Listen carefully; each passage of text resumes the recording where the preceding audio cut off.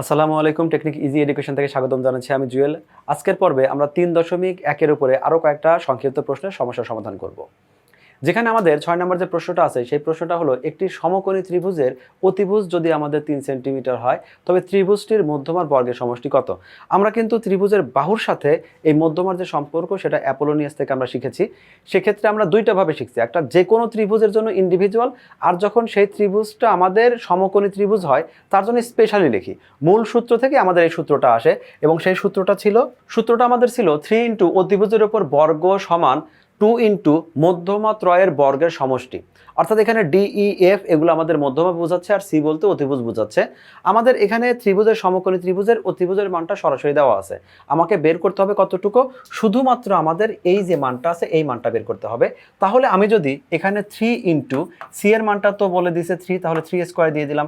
এই 2টাকে এই পাশে শিফট করে আমি যদি 2 দিয়ে দেই তাহলে এখানে থাকবে D square plus E square plus হলো এফ স্কোয়ার। আমরা এইভাবে ম্যাথটা করতে পারি।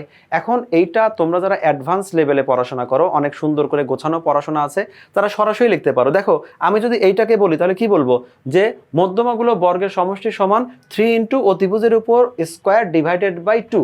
সেই কথাটাই আমরা এখানে সরাসরি বলে দিয়েছি যে যদি সমকোণী ত্রিভুজ হয় তাহলে মধ্যমাগুলোর যে আছে তাদের বর্গের সমষ্টি কত হবে? 3/2 ইন্টু অতিভুজের উপর স্কোয়ার। এই যেটা এখানে লেখা আছে এটা আমি সরাসরি লিখে দিছি। তুমি চাইলে সরাসরি করতে পারো, অথবা তুমি চাইলে বলতে পারো যে আমরা জানি সমকোণী ত্রিভুজের বেলায় অ্যাপোলোনিয়াসের উপপাদ্য অনুসারে আমাদের অ্যাকচুয়ালি অ্যাপোলোনিয়াসের উপপাদ্য না, উপপাদ্য ব্যবহার করে 3 ইন্টু অতিভুজের উপর স্কোয়ার এরকম বাংলা ভাষায় লিখে, অথবা তুমি এরকম অক্ষর দিয়েও লিখতে পারো। সেক্ষেত্রে বলে দিবে যেখানে সি হলো ত্রিভুজটার অতিভুজ এবং ডি ই এফ ত্রিভুজটি 3টি মধ্যমা। আমরা এখন শুধুমাত্র এখানে নর্মাল যদি ক্যালকুলেশন করি এটা খুবই সিম্পল কিছু হবে। আমরা ক্যালকুলেটারে সরাসরি এইখানেই যদি আমরা এন্টার দেই, আমরা এইটুকুই যদি সরাসরি ক্যালকুলেটরের মধ্যে দিয়ে দেই, এইখানে যে 2 নাম্বার লাইনটা 3 নাম্বার লাইনটা দিয়েছি তোমাদের বোঝার জন্য, তুমি এটা না দিয়ে সরাসরি এখান থেকে দিয়ে তুমি ক্যালকুলেটর যদি প্রেস করো, ইকুয়াল প্রেস করো, তাহলে দেখতে পাবে রেজাল্ট হলো 13.5 বর্গ সেন্টিমিটার। 7 নম্বর প্রশ্নে বললো, একটি সমকোণী ত্রিভুজের মধ্যমার দৈর্ঘ্য 5 সেন্টিমিটার, 6 সেন্টিমিটার এবং 7 সেন্টিমিটার যদি হয় তাহলে অতিভুজের দৈর্ঘ্যটা কত? তাহলে ত্রিভুজের 3টা মধ্যমা, এমন একটা ত্রিভুজ যেটা সমকোণী ত্রিভুজ, তার সাথে অতিভুজের দৈর্ঘ্যের সম্পর্ক করতে বলছে। মূলত আমরা সূত্র শিখেছিলাম 3 বাহুর সাথে 3 মধ্যমা, সমকোণী ত্রিভুজ যেহেতু তাহলে আমরা সেক্ষেত্রে অতিভুজের সাথে সরাসরি সম্পর্কটা ক্রিয়েট করতে পারি। এবং সেই সূত্রটা ছিল, আমাদের মূল সূত্র ছিল এরকম, 3 ইন্টু অতিভুজের উপর বর্গ সমান 2 ইন্টু মধ্যমার উপর বর্গের সমষ্টির দ্বিগুণ, এরকমটা ছিল। যেখানে সি আমাদের অতিভুজ বোঝাচ্ছে, ডি ই এফ 3টা আমাদের মধ্যমা বোঝাচ্ছে। আমাদের প্রশ্নে যেহেতু বলে দিয়েছে মধ্যমা 3টার দৈর্ঘ্য 5, 6 এবং 7, আর আমাদেরকে বের করতে বলছে অতিভুজের ওপর আমাদের যে দৈর্ঘ্য, সেই অতিভুজের দৈর্ঘ্যটা শুধু বের করতে বলছে। তাহলে শুধুমাত্র আমাদের সি এর ভ্যালুটা লাগবে। তাহলে এখন বর্গটা থাক, আমি যদি এই 3টাকে, আমি এখানে যেহেতু মোছার অপশন নেই আমার, আমি এখানে আচ্ছা মুছেই দেই। আমি 3টাকে মুছে দিলাম, মানে 3টাকে ওই পাশে শিফট করব। তাহলে আমি লিখতে পারি এখানে ডিভাইডেড বাই এখানে 3, অথবা আমি 2/3ও লিখতে পারি। এই জায়গায় যদি আমি এই যে মধ্যমাগুলো আছে মধ্যমার মানটা যদি বসায় দেই তাহলে সরাসরি আমার যে অতিভুজ আছে অতিভুজের উপর বর্গের মানটা আমাদের বের হবে। আমাকে কিন্তু বের করতে বলছে শুধু অতিভুজের দৈর্ঘ্য।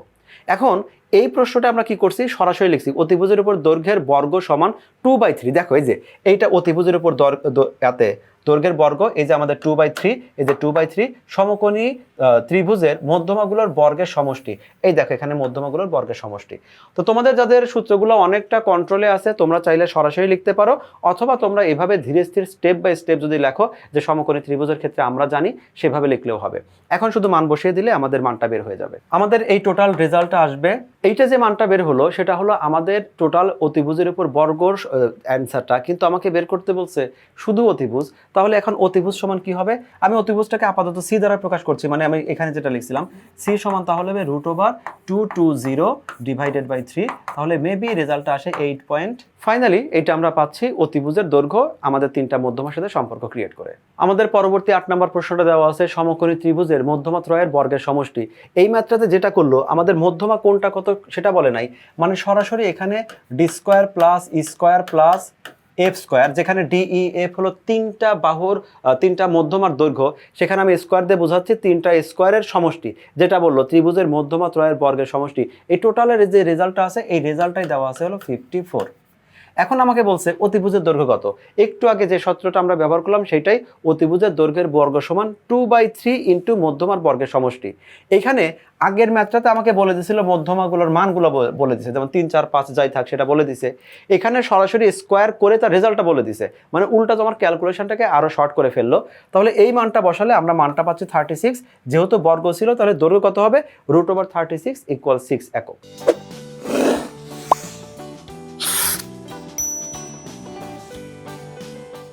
আমাদের 9 নম্বর যে প্রশ্নটা দেওয়া আছে সেটা একটা ত্রিভুজ ABC নিয়ে আলোচনা করা আছে এবং ত্রিভুজটা সমকোণী ত্রিভুজ বলা আছে, যেখানে উল্লেখ করা আছে বি কোণটা আমাদের সমকোণ। যখন একটা ত্রিভুজের বি কোণটা আমাদের সমকোণ হচ্ছে, অর্থাৎ আমরা এইখানে যে একটা ত্রিভুজ যদি আঁকি, যদি আমরা বি কোণটাকে সমকোণ দেই, তাহলে আমাদের এই পাশে এ থাকলো, এই পাশে বি থাকলো। যেহেতু এ নিয়ে কোনো আলোচনা, এ আর বি নিয়ে কোনো আলোচনা হয় নাই, আলোচনা যদি হয়ও, যখন আমাদের বি সমকোণ, তার মানে আমাদের এখানে সি হবে, তখন আমাদের এসি হবে অতিভুজ। যখনই বলে দিয়েছে বি সমকোণ, তাহলে আমাদের অতিভুজের মানটা হলো এসি হবে আমাদের অতিভুজ। তাহলে এখন এই প্রশ্ন থেকে আমরা বুঝতে পারছি যে এখানে এসির মান যেটা লিখলো 13, এসি শুধু একটা বাহু না, এসি হলো এই সমকোণী ত্রিভুজের অতিভুজ। এরপরে বলা আছে এবি সমান 12, এবি সমান 12, এবি হতে পারে লম্ব অথবা ভূমি, দুটার যেটাই হোক। এখন আমরা যদি পিথাগোরাসের উপপাদ্য ব্যবহার করি, তাহলে আমরা সরাসরি লিখবো AB² + BC² সমান AC²। এই যে এসিকে আমরা এখানে লিখলাম হলো এক পাশে, হয় লেফট পাশে না হলে রাইটে, অর্থাৎ যে কোনো এক পাশে রাখলাম। মানে আমরা এই প্রশ্নটা দেখে বুঝেই নিলাম, যখন বি কোণকে 90 ডিগ্রি বলা হয়েছে, তার মানে এসি বাহুটা হবে অতিভুজ। তাহলে লম্ব স্কোয়ার ভূমি স্কোয়ার সমান অতিভুজ স্কোয়ার। এখন আমরা সিম্পলি মানটা বসাবো। আমরা এখানে এবি এর মানটা জানি এবং এখানে আমরা এসি এর মানটা জানি, আমাদের বিসি এর মানটা দরকার। তাহলে বিসি রেখে দিলাম, দুইটাকে ওই পাশে শিফট করে পাঠিয়ে দিলাম। যেহেতু এবি স্কোয়ার এখানে প্লাস ছিল, ওই পাশে মাইনাস হয়ে গেল। শুধুমাত্র মানটা বসালে আমরা বিসি স্কোয়ারের মান পাচ্ছি 25, তাহলে বিসি এর মানটা হবে কত, শুধুমাত্র 5। আমি আবারও তোমাকে একটা কথা রিপিট করে নেই, যখনই আমরা দেখলাম যে এটা একটা ত্রিভুজ যেখানে একটা বাহু হলো 12, একটা বাহু হলো 13, আর এক্ষেত্রে এই 13টা হলো অতিভুজ, মানে সবচেয়ে বড়ই হবে আমাদের 13, তাহলে নিশ্চিত ছিলাম আগে থেকে যে এখানে যে আমাদের যদি এই যে বাহু আছে 12 বাদে অপর যে বাহুটা বের হবে সেটা আমাদের 5 হবে। কারণ তোমাদের কয়েকটা পিসের দেখাইছি যে যদি 5, 12, 13 হয়, এটা আমাদের সমকোণী ত্রিভুজ হবে। যেহেতু আমাদের সমকোণী ত্রিভুজও বলেছে, 13 অতিভুজও বলেছে, তাহলে লম্ব অথবা ভূমি যদি 12 হয়, তাহলে এখানে অপর যে বাহুটা আছে সেটা আমাদের অবশ্যই 5 হবে। আমরা 10 নম্বর প্রশ্নটা নিয়ে আলোচনা করি। এখানে ত্রিভুজ PQR দেওয়া আছে। এখানে বলা আছে PQ এবং QR পরস্পর সমান। যতগুলো তথ্য থাকে সবগুলো তথ্য যে সবসময় আমাদের কাজে লাগে এমনটাও না। এখানে ওরা বলে দিল PQ আর QR সমান। QR যদি 7 সেন্টিমিটার হয়, তাহলে এই যে PQ আছে এটাও আমাদের 7 সেন্টিমিটার।